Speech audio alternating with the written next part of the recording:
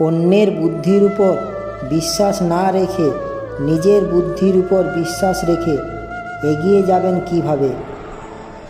শ্রীকৃষ্ণ বলেছেন, আমাদের কোনো নির্ণয় নেওয়ার ক্ষেত্রে আমরা সর্বদা অন্য ব্যক্তির উপদেশ বা পরামর্শকে আমাদের আধার করে তুলি, আর আমাদের ভবিষ্যতের আধার হয়ে ওঠে আমাদের আজকের নেওয়া সিদ্ধান্ত। তাহলে কি আমাদের ভবিষ্যৎ অন্য ব্যক্তির পরামর্শ বা অন্য ব্যক্তির দেওয়া উপদেশের ফল?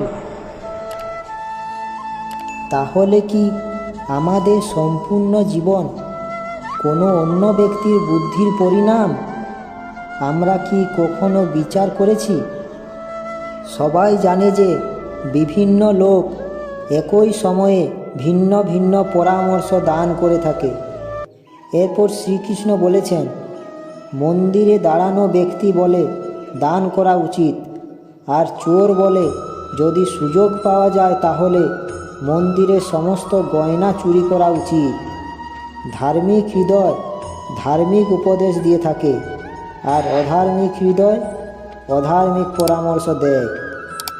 এই ধর্মময় উপদেশ পরামর্শ স্বীকার করলে মানুষ সুখের দিকে এগিয়ে যায়, আর এই রকম পরামর্শ স্বীকার করা তখনই সম্ভব হয় যখন হৃদয়ে ধর্ম থাকে, অর্থাৎ কোনো অন্য ব্যক্তির উপদেশ বা পরামর্শ স্বীকার করার আগে স্বয়ং নিজের হৃদয়ে ধর্মকে স্থাপন করা কি অনেক বেশি জরুরি নয়? আপনি নিজের বুদ্ধিতে বিচার করে দেখুন। এর সঠিক উত্তর স্বয়ং আপনি নিজেই বুঝতে পারবেন। তাই অন্যের বুদ্ধির উপর ভরসা না করে সম্পূর্ণ নিজের উপর ভরসা করুন, নিজের বুদ্ধির উপর বিশ্বাস করুন। আপনি অবশ্যই পারবেন আপনার এই বুদ্ধির জোরে সমস্ত কিছু উন্নতি করতে। শ্রীকৃষ্ণ এরপর বলেছেন, আমাদের দৃষ্টিভঙ্গি এমন হয়ে থাকে যা আমাদের আসল সত্যের থেকে অনেকটা দূরে নিয়ে যায়। আপনি জানেন, আমরা যেরকম দেখি সেই রকম সব সময় হয় না।